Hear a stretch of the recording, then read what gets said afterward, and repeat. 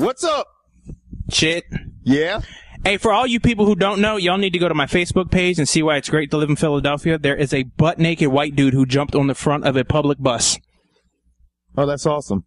Yeah, dude, it's hilarious. And then this dude's filming him, and the dude butt-naked starts chasing the guy filming him. Hilarious. Man, when my sister was going to school up there, man, I used to see some funny fucking shit up in Philly. Anyway, guys, it is our coverage of Super Bowl XLVII. The HarBowl. Hey, right off the top of your head, who do you think's going to win? Ravens.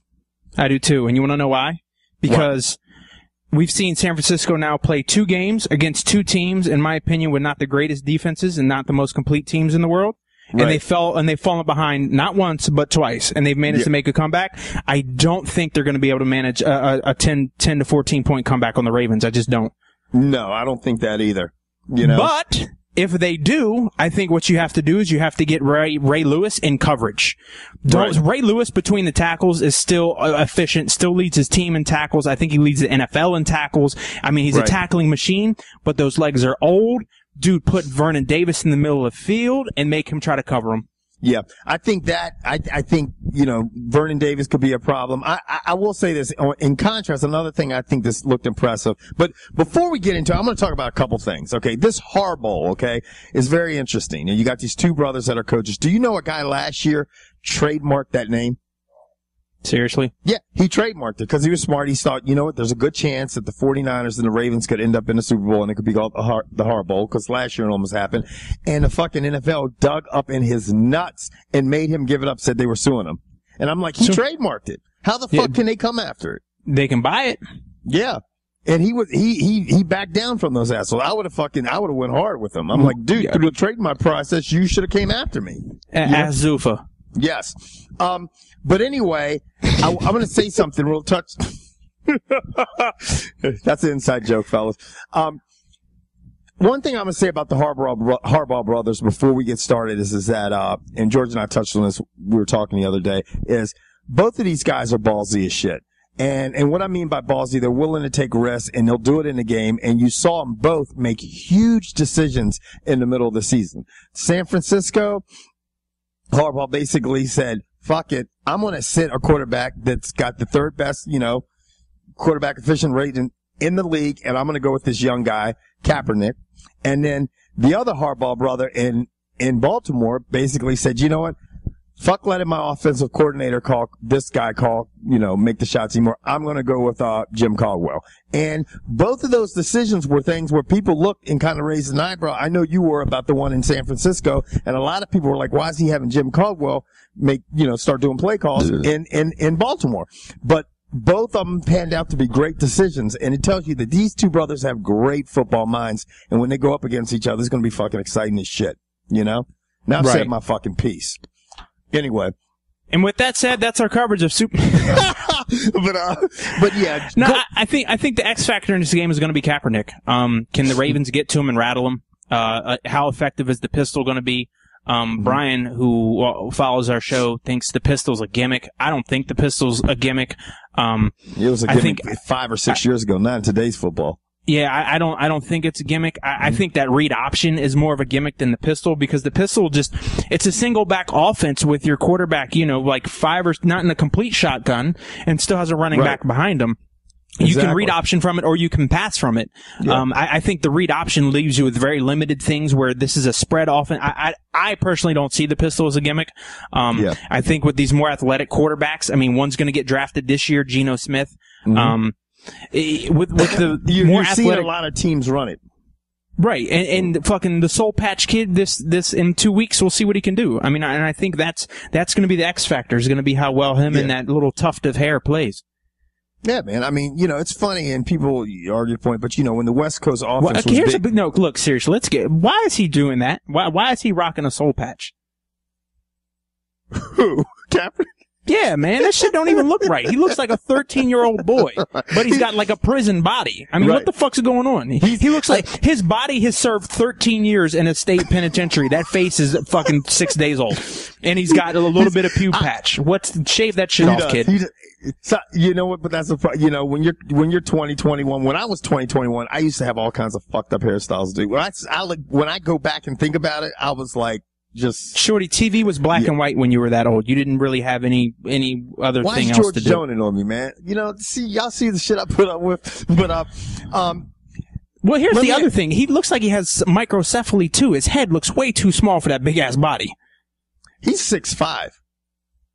His body is jacked. His head looks like a fucking pea. Think about this. We've got one quarterback in Joe Flacco that's 6'6", and then Kaepernick is 6'5". You know, now this is funny because if San Francisco does pull this off and wins the Super Bowl, it will be the first time that we've seen you can say run first quarterback because this kid's legs are definitely more dangerous than his passing game right now. He's not like an RG3, and people make comparisons. You know what? RG3 has a fucking cannon for an arm, and so does Kaepernick, but he is a very accurate pocket passer first, and people just seem to forget that because of his legs. This guy Kaepernick is not that, at least not right now. Maybe he'll form into that, but he's definitely used his legs to give people fucking fits, and that's why San Francisco is where they're at right now. You know, the thing is he going to be able to do it against a defense that is just fucking crazy? And that guy fucking, I guess Pollard, he might be one of the worst people to look out for.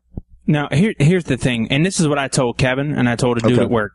If I'm Ed Reed or Pollard or Ray Lewis, and I can take a 15-yard penalty to possibly put Kaepernick on the, out for a quarter, out for a half, out for the rest of the game, I'm taking the shot. Yeah, they're going to take a shot. Yeah, I mean, if they can hit him and give him a concussion or something, it's going to be a $50,000 fine. But yeah, they're going to definitely do that every day of the week. Since we're talking about the NFL, here's the thing that fucking absolutely baffles me. Okay, what baffles you? Tom Brady gets fined $10,000 for the slide, which is understandable. That's not the part that baffles me. Guess who got fined more because their socks weren't right?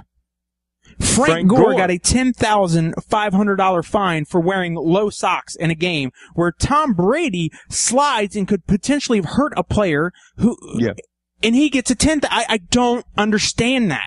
And the funny thing is he, look at it in contrast. Ed Reed, a couple weeks back, had a hit that we all thought was a pretty clean hit. And what did he get fined for that hit? It was something fucking crazy. 45, 50 grand? Yeah. I mean, they get fined retarded amounts of money. Yeah. But 10 grand because you're wearing low socks? Come on, dog. I mean, Brady, these quarterbacks are definitely protected, but, Brady was scared. He didn't slide right. He put his leg up. He could have easily fucked up Ed Reed's knee. You know what I mean? And what good would that done is it should make him realize they should fucking hit him so hard that he's like, okay, you know what? I'm not going to do that again.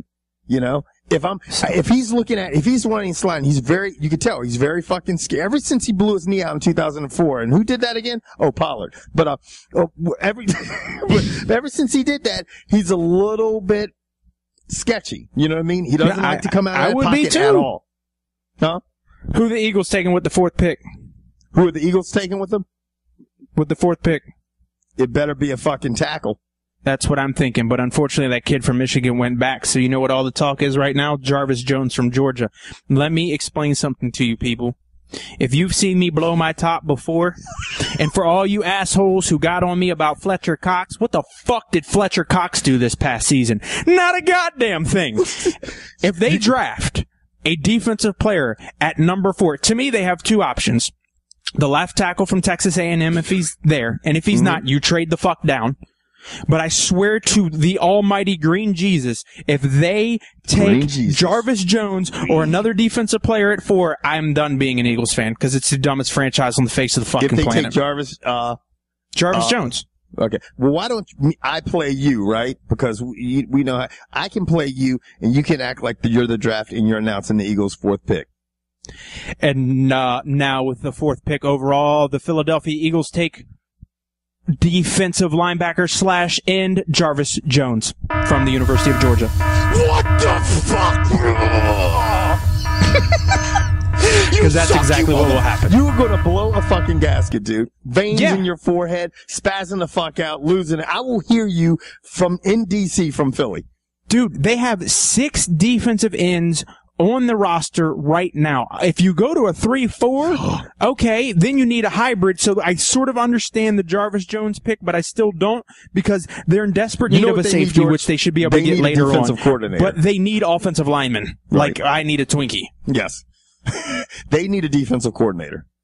Yeah, they don't have one yet. You might want to go down the street to one of them schools up in Philadelphia, one of them high schools, and grab one of those bad boys. Now, back to the Super Bowl. Who's winning?